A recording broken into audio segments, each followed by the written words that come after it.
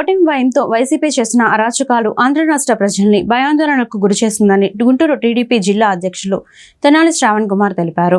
ప్రజాస్వామ్యాన్ని అపహాసం చేసిన పిన్నెల్లి రామకృష్ణారెడ్డి ఈవీఎంను ధ్వంసం చేయడం దుర్మార్గమని మండిపడ్డారు.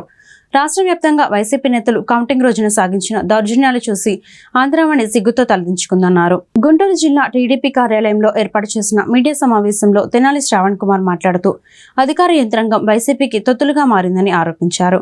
వైసీపీ ప్రజాప్రతినిధులు, మంత్రులు చేసిన అవినీతి భాగోతాన్ని వివరించారు. ఎన్నికల అనంతరం జరిగిన అల్లర్లకు రాష్ట్ర ప్రభుత్వ ప్రధాన కార్యదర్శి జవహర్ రెడ్డి బాధ్యత వహించాలన్నారు. తక్షణమే ఆయన్ను ఆ పదవి నుంచి తొలగించాలని డిమాండ్ చేశారు. సామాన్య ప్రజలు ఆందోళనకు గురవుతూ ఉన్నారు. ముఖ్యంగా తిరుపతి, మాచర్ల మరియు ఇతర కొన్ని చోట్ల నియోజకవర్గాల్లో జరిగిన అల్లర్ల గురించి ఒకసారి రాష్ట్ర వ్యాప్తంగా పెద్ద చర్చ జరుగుతూ ఉంది. ఎన్నికల రోజున ఏదో రకంగా రాష్ట్ర వ్యాప్తంగా జరుగుతున్న అంశాల మీద కొన్ని ప్రాంతాల్లో జరిగిన దౌర్జన్యకాండ బయటపడకపోవచ్చు, కానీ ఎన్నికల అనంతరం ఓటమి భయంతో చేసిన అరాచకాలు ఈ రాష్ట్ర ప్రజల్ని నిశ్చేష్టులను చేస్తోంది.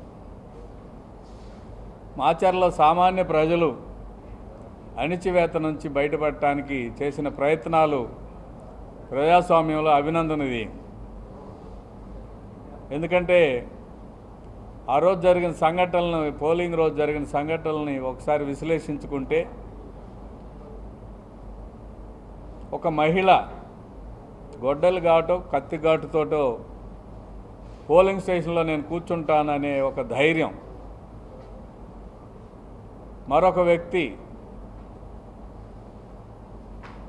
భార్య బిడ్డల్ని, కుటుంబ సభ్యుల్ని చంపేస్తామని బెదిరించినా కూడా ఓటు వేయాల్సిందే, మీ ఆయన ఏజెంట్గా ఉంటే మీ కుటుంబాన్ని మొత్తాన్ని లేపేస్తాము అని వార్నింగ్ ఇచ్చి చేసిన సందర్భంలో కూడా ధైర్యంగా ఇక్కడ అరాచకం మేము ఇక్కడ సహించేది లేదని, ఆయన పేరు నాగరాజు అనుకుంటా, సహించేది లేదని ఎదురు తిరిగిన పరిస్థితులు.